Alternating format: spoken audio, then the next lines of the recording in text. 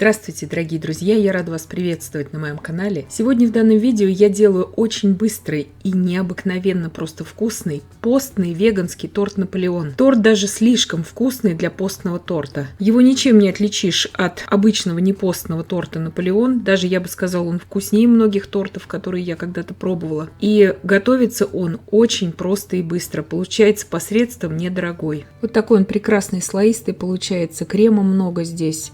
То есть торт роскошный, на мой взгляд. Все покажу и расскажу в данном видео.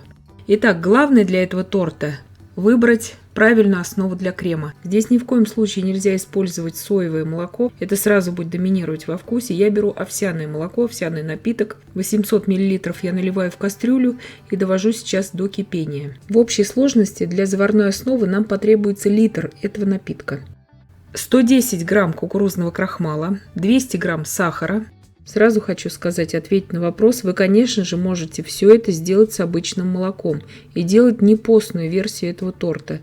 16 грамм ванильного сахара добавляю в сухую смесь. Все это перемешиваю. Добавляю туда остаток овсяного напитка, то есть 200 мл. Я все это подробно напишу в описании. Вы можете делать также с миндальным молоком, с молоком кешью. Назовем его так молоком. Я не советую это делать с соевым молоком. Будет привкус такой вот соевой выпечки. То есть здесь самое главное это выбрать марку вот этого напитка. Самый нейтральный во вкусе это вот это овсяное так называемое не молоко. Овсяный вот этот веганский напиток. И желательно брать еще тот напиток, где на упаковке написано, что он предназначен для кофе и что он хорошо взбивается и дает пену. Вот тогда это будет очень хороший напиток. Знаю уже из многолетнего опыта. В закипающий овсяный напиток я ввела тонкой струйкой всю крахмальную смесь при непрерывном помешивании. И теперь в кастрюле с толстым дном на умеренном огне, при непрерывном помешивании обязательно, я довожу всю эту смесь до кипения. Как только пойдут первые пузыри, то есть первые признаки кипения, я буду проваривать с этого момента еще примерно минуту всю эту смесь. То есть она будет, конечно же, иметь такой цвет, темнее, чем обычное молоко. Крахмал я беру именно кукурузный. Я сразу отвечаю на вопросы в комментариях. Вы также можете здесь использовать и кокосовое молоко, но это уже будет привкус кокоса тогда у вас в изделии. То есть все на ваше усмотрение. Когда пошли вот такие уже очень активные пузыри и смесь сильно загустела, я это уже могу снимать с огня. Ничего я туда больше не добавляю, то есть эта основа готовится предельно просто и быстро.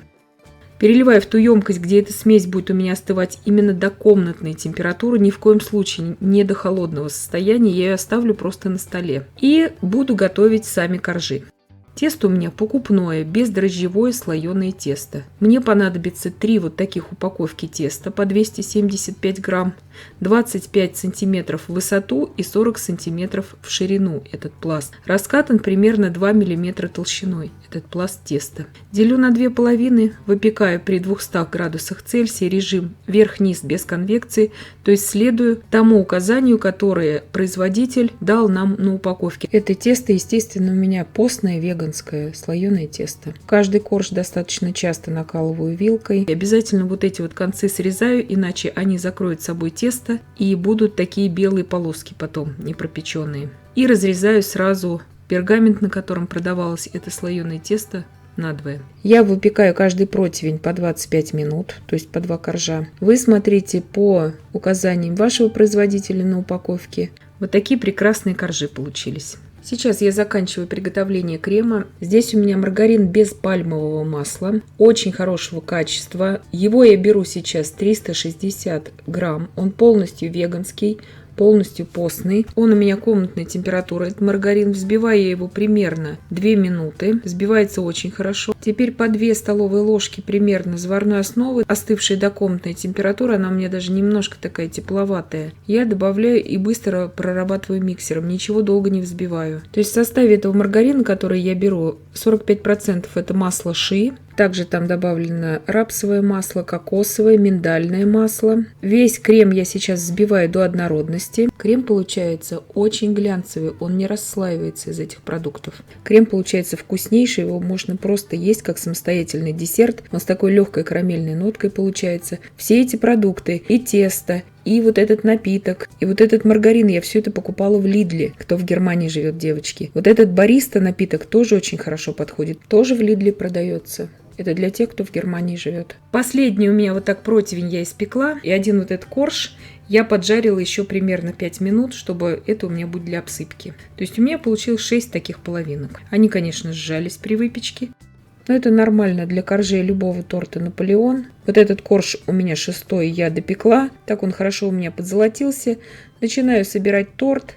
На весы я поставила миску с кремом. И я сейчас из этой миски беру примерно по 300 грамм крема. То есть мне нужно будет на каждый корж крем нанести. То есть на 5 коржей 5 частей крема. Если вы новичок, разделите сразу в разные миски, разложите этот крем. То есть примерно по 300 грамм крема на 5 коржей у меня уйдет. И вот этот 6-й, который я поджаривала еще дополнительно корж, у меня уйдет просто для обсыпки. То есть на него крем уже не нужен. И остаточек крема, который там останется, уйдет для выравнивания боковин торта. Верхний корж я вот так слегка придавливаю прям руками. Ничего с ним не произойдет. Крем слегка выступит наружу, но это и очень хорошо. Я этим кремом как раз покрою бока. Очень бережно, конечно, все это делаем. Очень удобно, что для этого торта не нужна вообще никакая ни форма для выпечки, только противень. И даже не нужна форма для сборки этого торта. То есть это очень удобный торт. 6-й корж, который я дополнительно подпекала еще 5 минут, я его измельчаю. Этой крошкой я украшу боковины и верх тортика. То есть все здесь, вообще во всех этих постных рецептах, будет зависеть от тех ингредиентов, которые вы будете брать. Если у вас вот нет никаких таких веганских этих всех ингредиентов, я думаю, слоеное тесто сейчас постное везде продается. Это очень доступный продукт, замороженное оно продается. И вы можете вместо этого крема брать крем на манки. У меня есть этот рецепт, я вам ссылочку оставлю в описании к данному видео.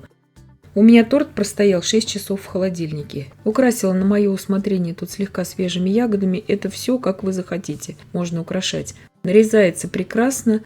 Торт после 6 часов имеет еще такие слегка хрустящие коржи. Когда он ночь провел в холодильнике, этот торт еще дополнительно к этим 6 часам, он был прекрасно пропитан, этот тортик. Слои все прекрасно прослеживались. Вот такой он многослойный, много крема в нем. Еще раз хочу сказать, что главное во всех постных рецептах – это то, какие продукты вы будете для этого использовать. Если вы будете использовать продукты на соевой основе, они, конечно же, будут все чувствоваться во вкусе. Но сейчас такой везде огромный выбор этих продуктов. Вот мой этот торт получился просто необыкновенно вкусный. Даже слишком, я бы сказала, вкусный для постного блюда.